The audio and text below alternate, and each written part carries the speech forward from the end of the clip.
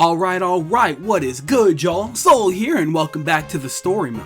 So, obviously, quick shameless plug, the review is out, and if you haven't seen that by now, please, I recommend that you do so. It's got a lot of good info in there that I think you may or may not agree with, but I think it's a good discussion overall. Please go ahead and check that out for me. Put a lot of time and work into that, and I would really appreciate it. Thank you again. Anyhow, that was a little bit of a lead-in. Since I did post the review, that means we are in post-game era. We have now talked in depth about Generation 9, and by now, despite what we have, what we don't have, and what we're going to be getting, Gen 9 is what it is. It's a very fun but ultimately glitchy mess with so much potential to be the best Pokemon games we've ever had. But unfortunately, much like every game before it, it's completely held back from that simply because of time constraints. We have definitely talked about that time and time again, but the long and short of it is, there's really not much that we can do about that. Until further notice, I guess we're just gonna have to sit, wait, and just complain a bunch until somebody up at Game Freak and Pokemon Company gets the idea.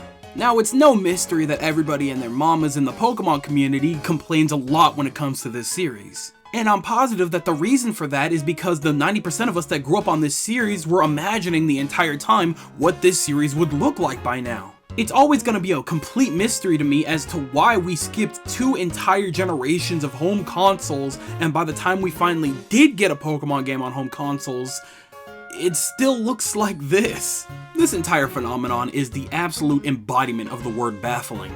But anyway, much like a lot of you guys, I myself like to do a lot of imagining. I mean, hell, look at pretty much any video on this channel. Since we've pretty much talked thoroughly about what the games are as they are, I'd like to converse more about what the games could have been. I mean, updates are a thing, so we could potentially talk about what they could be, but I kinda doubt that Game Freak and Pokemon Company are gonna waste their time working on anything other than the DLC. Working on fixing this game would be kind of a waste of their time, you know? Anyways, there is the obvious stuff that I would want to fix, like making the frame rate better, minimizing glitches, and maybe picking a style choice that doesn't make the overworld look like absolute dog shit. But in this conversation specifically, I think I'd like to more go over some gameplay elements that could have been a real good possibility in making the game better. But Soul, I've never really liked your ideas all that much. Why would I want to listen to your lame ideas? I think that mine are much better. Hey, okay, that's totally valid. You don't have to agree with me. That's the beauty of a discussion. Everybody has their own takes on things. And so, if you think that you have a better idea or you like the game as is, I'd like to hear about it. Please, by all means. But before we completely shut down my ideas, why don't I actually put them out there first? And so, with that all said and done, why don't I start talking about some of the ideas that I would like to implement when it comes to Pokemon Scarlet and Pokemon Violet. This most likely isn't all of my ideas here, so if you want a part 2, make sure to drop a like for me. Alright, so why don't we go ahead and start working on the small stuff and then lead up to the bigger stuff. Let's start with the customization aspect first. Now obviously in terms of gameplay, customization isn't really all that important. However, it does feel that way for a lot of players, especially when you're inviting the idea that you're going on your own adventure in this world that they've created for you. In this case specifically, it's absolutely criminal considering the fact that the games before it have done better when it comes to customization. Now, to clarify, the facial features and stuff, they actually did a very good job on, and I'll leave that alone. That's totally fine.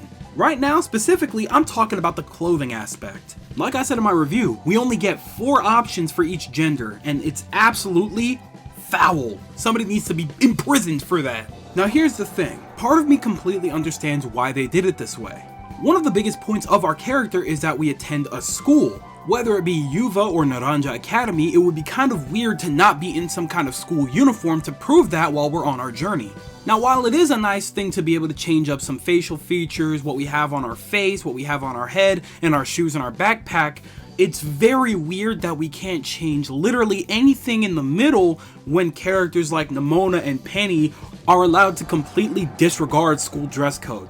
Not so much Nemona, but definitely Penny. While I can be petty about this all day, we should probably start talking about some of the changes we would make. Now, I'm totally down to keep the whole school uniform vibe. I get it, that's totally fine as is. But obviously, like anybody else, I would like to mix and match a little bit. Instead of just the plain school shirt or maybe a blazer over, what if I want like a puffy coat over it? Or much like Penny, I would love it if we had a sweater with the emblem of the school on it.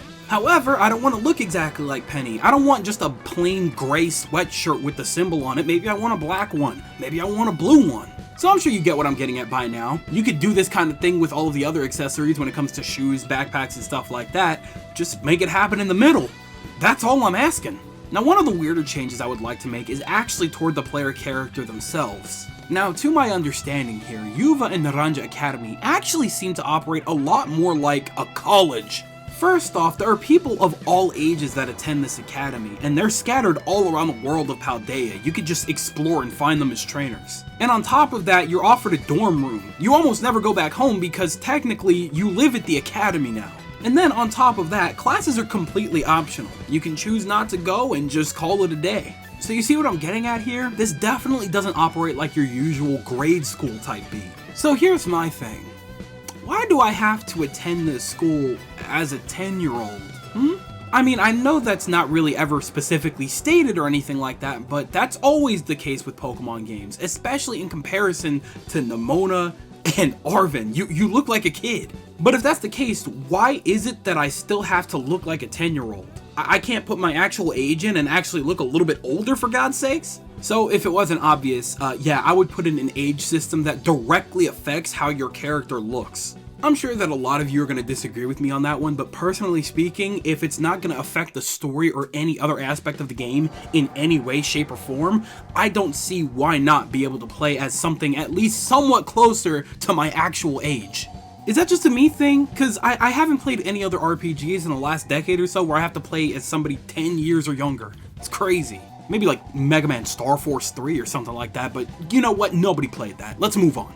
Getting into the bigger stuff here, one of the things that I would really like to talk about is adding more to the worldly elements. In my review, I stated that I was very pleased by the fact that they put a little more effort into making the world feel a little more alive, and that still holds true. For me, this game specifically has been the most alive the series has ever been since 5th gen. Legends is a close second, but it doesn't quite get what I want, and we'll talk about that another day.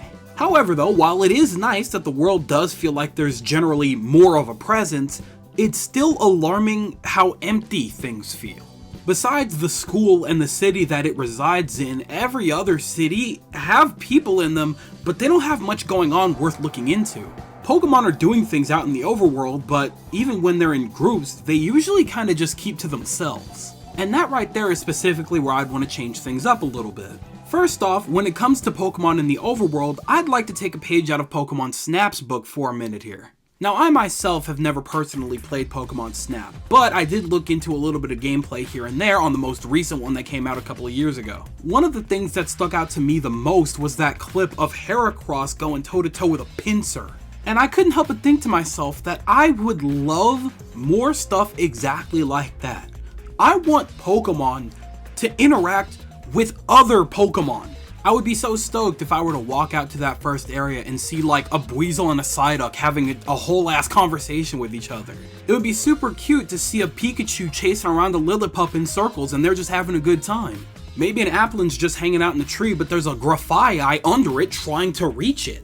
Hell, how awesome would it be to see a Dragonite and a Hydreigon duking it out in the wild? You see what I'm getting at here? It's really nice that these Pokemon do hang out with Pokemon of their own species, but it's the fact that they only hang out with Pokemon of their own species that makes it a little weird. And even then, they don't really interact with each other, they just kind of walk in the same direction together.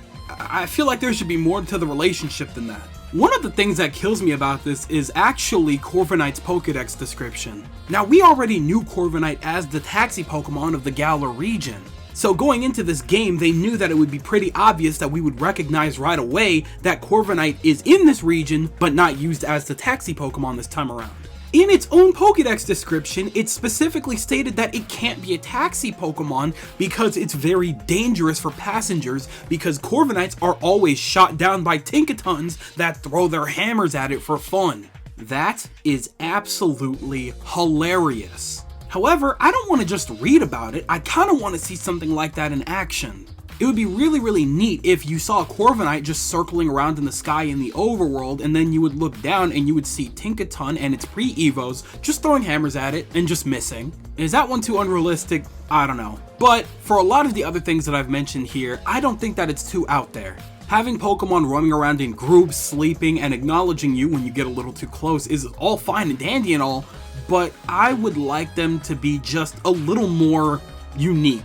Each of them should have their own personality, and I just feel like it's kind of a waste that we have this camera function, and yet we don't get to see these Pokemon doing anything else other than walking in circles half the time. There's definitely 100% a race joke to be made here, but I'm not gonna be the one to make it. Now, aside from the Pokemon, we also need to start talking about the people as well. Earlier I mentioned that in the first town that we go to, there's actually an okay balance of the amount of people that are around. You can pass by them when you're walking, some of them are doing different things like playing guitar for children, and some of them are just chilling out near puddles and parks and stuff like that. My problem with this is the fact that any other cities besides this one barely has a semblance of that. And I'm not saying that the first city is perfect by any means either. There's a lot more to offer there than a lot of other towns and cities and stuff like that, but even then, it still needs a lot of work. And so with that, there's two major things that I would want to change up here. In my previous video, I mentioned the issue with voice acting and how much it would actually really help Pokemon Scarlet and Violet. So, you know, obviously in my perfect version of Scarlet and Violet, there would be voice acting. Now, obviously, I wouldn't want to add voice acting to every single NPC in Pokemon. That would be absolutely insane. You know, some RPGs do that. It doesn't need to happen with Pokemon. We can take baby steps, that's fine. However, I would definitely love to add some form of noises. When you're walking past NPCs, I would love it if we were able to actually hear something like a grunt or a sigh or a cheer or something along those lines. The best example that I could possibly think of would probably be in like any Zelda game where you would walk up to an NPC and when you would talk to them they would be like, ah, like they would make some kind of noise. For example, you would go up to an NPC that just dropped their freshly bought ice cream and they're just staring at it on the floor and they're just like, like just something, you know what I mean? And then if you go into any kind of crowded place, I feel like I should hear some kind of chatter at least. I don't know, it just feels like Pokemon, more so than any other RPG series, is just so dramatically quiet. But maybe I'm just thinking too hard about that one. I probably need to just go back and play like Xenoblade and Dragon Quest because I don't remember if there was chatter in those games. What I do remember though is that they were way less quiet than Pokemon ever was. Aside from just voices though, I feel like they should be just doing more in general. When I say this, I'm not only referring to inside the cities, but outside of the cities and towns as well.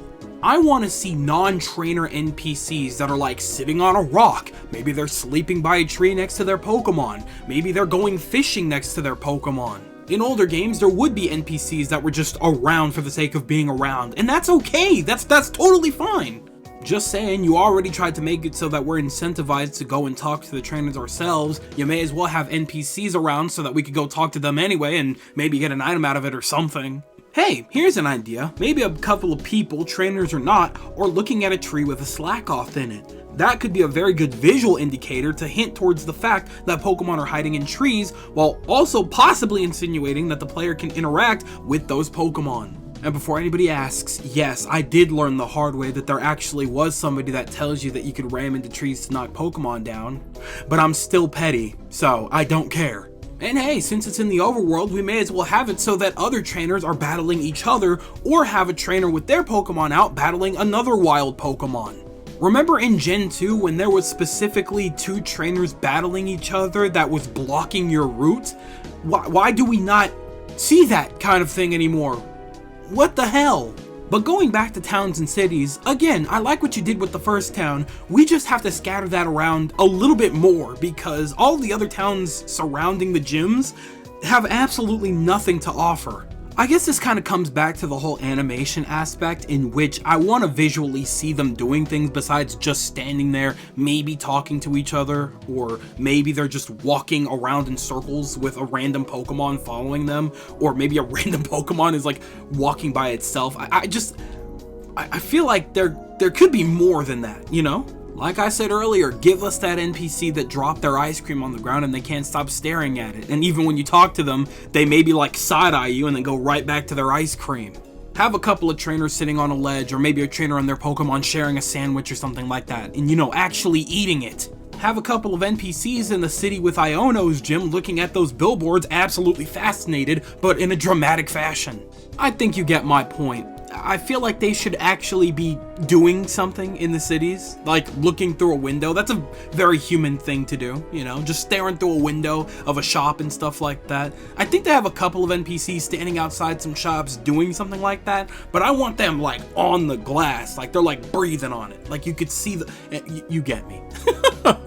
It's also kind of odd to me that Pokemon centers are awkwardly vacant this time around. Like in prior games, you would just have a bunch of NPCs just standing around, maybe sitting on couches and chairs and stuff like that. But this time around, because they're outside, you know, there's just nobody there. You know, there might be 1 or 2 people around the Pokemon Center, but most of the time there is not. And I completely understand why it's designed like that. It's completely made for us to go in, heal our Pokemon, grab our crap, and get the hell out of Dodge. And I appreciate it, I really do. I don't hate the Pokemon centers themselves. It's just that in comparison to like 5th gen, which I've been kind of playing recently, it's just so sad.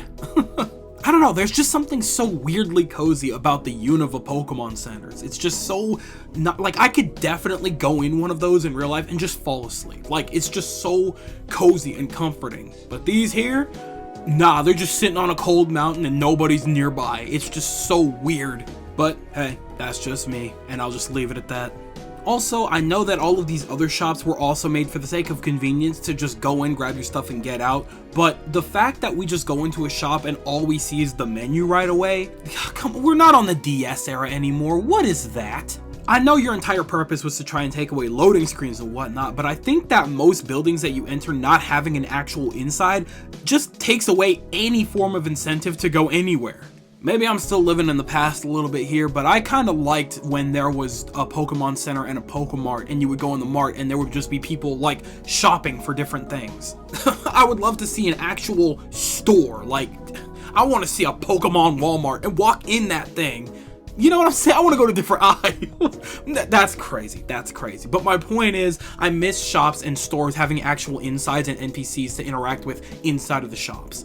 Now, my biggest problem with these games, and the thing that I would probably take the most time to really implement, is real side quests. Think of literally any other RPG or even open world game that doesn't have side quests added to it. That is baffling that this one does not. If you're gonna have a world, utilize the world for the love of Shinx. We have all these different possibilities and usable characters that are set up for the perfect side quest situations, and we just don't get that. In my review for Pokemon Legends, I definitely was very adamant about the fact that it had side quests and that they actually utilized the characters in that town and the world a little bit more. It was perfectly executed. And I know that Pokemon Legends only had one town, and so you would be coming back to that town very often, so it would be even more criminal not to have side quests there. But the fact that they did it there and they did it so well is what baffles me. Simply note, just take what they did there and utilize it better here. Put NPCs in these towns that are actually calling out for you, and maybe they're looking for a missing Pokemon that's out in the overworld somewhere. Maybe one person lost 2 of their trainer friends, and then you go to somewhere like the Tag Tree Thicket, and for some reason they're getting like surrounded by a bunch of different Pokemon like Grafaiai or something, and you have to battle a bunch of Grafaiai on the screen. I don't think that that's too much of an ask, no? I promise you I could spend literally days on end coming up with perfect side quest scenarios, but that would take too long. The long and short of it is, they have a good world, but they didn't use it, and that's where I would fix things the most, because adding side quests is what really builds the world around you. Especially if there's good prizes that incentivize you to actually visit these towns and talk to NPCs, go out and collect and, you know, help other people and then come back, and then you're winning. Like, you're incentivized to actually explore and understand the world a little bit more. I know for a fact I mentioned this in my Pokemon Scarlet and Violet review, but that would also give a lot more incentive to go back to the school every now and again if they actually gave you assignments, you know, some kind of homework to go out, catch this many Pokemon, come back and then get a prize. Are you kidding me? That's the a school is the perfect setup for side quests. I don't understand why we didn't get assignments. On top of this, it's absolutely a waste not to utilize the teachers and staff that are a part of the school. And yeah, you know, the dialogue stuff is cool after finishing a certain professor's class and you get to know that professor a little bit more, but other than that, you don't really get anything out of it besides a Galarian Meowth from one teacher specifically. I just feel like participating in class, getting an actual assignment, and then getting rewarded for finishing that assignment should have definitely been a thing. If you're gonna push the fact that we're participating in a school so hard to the point where we can't even change out of our school uniforms, then make it feel like the school is actually important. Because honestly, it really doesn't feel that way. And another thing, since we're acting champion now, I think it would be really neat to actually participate in some side quests with the Elite Four and the rest of the gym leaders, because why the hell not? I mean, seriously, what is it with you guys designing these really awesome looking characters, using them for gym leaders one time or Elite Four, and then we just never see them again? They're not roaming around the world, and 9 times out of 10 in previous Pokemon games you could maybe rebattle them one more time, but after that, nada, zip, zilch, they are nowhere to be found. I would love a very specific side quest with Iono where you have to compare belly bolts. You're only allowed to fight with your belly bolt and you have to see which one is stronger. I feel like that would be a really good nod to like Pokemon Let's Go, considering the fact that even that kind of had its side quests with the whole you could only battle with this specific Pokemon against these master. That was a weird time now that I think about it, but either way, I feel like that would be really neat and a good way to utilize something like Iono, because I feel like that's well within her ballpark. Anyway, the long and short of it is, next time you plan to make an open world game, you actually do have to put in side quests. That is actually mandatory, I'm not kidding. The next thing that I really wanted to talk about here is just generally the school stuff. But, one of the points that I had, actually the biggest point that I had, was already covered in side quests. Simply put, just give us more incentive to come back to the school, because it's kind of a huge waste. However though, one thing I didn't mention when it comes to customization and the school stuff, besides, you know, when I mentioned it in the review, go check that out, is the note of customization when it comes to decorating our dorm rooms. If there is one place in particular that I absolutely never came back to in the entirety of the game until I was forced back in there for specific reasons, it was our dorm room. There is nothing that's more wasted in the entirety of these games than this room right here, and I would absolutely pull the trigger on being able to decorate our rooms and make them unique. And obviously, to make them decoratable, I would have to add items that would make it so. But you would most likely earn those items not only by buying them, you would have to earn very specific items through side quests. You know, that belly bolt fight that I was talking about a second ago with Iono? Yeah, if you were to do that, you would get a belly bolt beanbag that you could put in your dorm room, for example. Maybe there's people around the world that ask to see a very specific Terra type of a certain Pokemon. If somebody wants a rock type Terra type Shinx, guess what? I show them that, and now I have a little Shinx plush that I could put on my bed. Maybe if you win a couple of battles back to back online, you could get a little trophy that you could display on your shelf. There's no way in hell. There's no way in hell I'm the only one thinking about this, right? Right? Come on! In this situation specifically, I've repeated it multiple times now, but incentive is just the key here. And the best way to give that to us is by giving us a reason to come back to these dorm rooms so that we could actually feel a little accomplished. Because Lord knows, I would definitely want to show off a really well decorated dorm room. I imagine you guys would too. I know a lot of y'all are super I know all of us actually upped our decorating skills with Animal Crossing New Horizon. I know we did. Come on. But anyway, long story short, that's how I changed that. Now, there's actually a couple of things that I'd actually like to change with the picnic aspect as well. For starters, I would add a day and night cycle change here. Setting up camp and sleeping in the woods or in the snow or wherever you decide to set up a picnic isn't really all that out of line for Pokemon. I feel like we should be able to do something like that. And I don't know, this just seems like the most fairly appropriate place to put that. So, you know, that's where that would be. And then finally, another one of the biggest things that I would really like to add would be level scaling, to no one's surprise. Yeah, instead of doing that weird thing where we have to like zigzag around the region, we're not doing that. Wherever you decide to go when you first start your adventure, whether it be left out of the city or right out of the city, all of the gym leaders would have a generally similar level cap. And obviously, this goes for the Titans and the Team Star bosses as well. You beat one, and then everyone else's raises. And then you beat another one, and then everybody else's raises. Do you get what I'm getting at here? Personally, this was the ultimate thing that held this game back from feeling like a true open world adventure game for me because everything was still fixed. If you didn't go in that specific order, you would get rocked, and there's absolutely nothing you could do about that except go back and go to where you're actually supposed to go, because there is a level cap for you still. But personally, I feel like if I wanted to do another playthrough of Scarlet and Violet and I wanted a specific power-up first to see how that would change my experience, I should be able to do that. I'm just saying, I'll always be petty that they made us get climbing last. I get it, but no, that's dumb. But with that right there, that just about wraps up the couple of ideas I've had on how I would fix Generation 9 personally. I definitely had a couple more ideas as to how I would fix Generation 9, but I had to shave a couple of them out because otherwise this video would be insanely long. And I know a couple of you guys like the longer videos, but it would be unnecessarily long for something so, like, simple. So if you guys want a part 2 to this, like the video and let me know, and I'm super down to give more ideas on how I would fix this generation of Pokemon. But for now, that just about does it for me. But on that note, yeah, I see you. You're sitting there with the hammer. Yeah, I know you want to do a little fixing too. But instead of the hammer, let me take that from you because that's dangerous. I'm going to give you the mic. And you go ahead and you tell me how you would like to fix Generation 9 of Pokemon. Would you agree with a lot of the things that I said? You would take a lot of the steps that I took? Would you take a different route? Would you fix certain things first? Or would you fix other things that you feel are more important? What do you guys think? Tell me everything in the comment section below because you know for a fact that I'm always going to be down there with you guys. But with that, it do appear to be skedaddle o'clock. So I'm going to go ahead and do just that. I would like to thank you guys ever so much for watching. I truly do hope you enjoyed. Do me the greatest favor of dropping a like and a comment, and consider subscribing for more content just like this here. And with that, I'm getting the hell up out of here. Thanks again, hope you enjoyed, and I'll be seeing you guys in the next video. Do me the greatest favor of taking good ass care, and I'll see you all next time. Bye!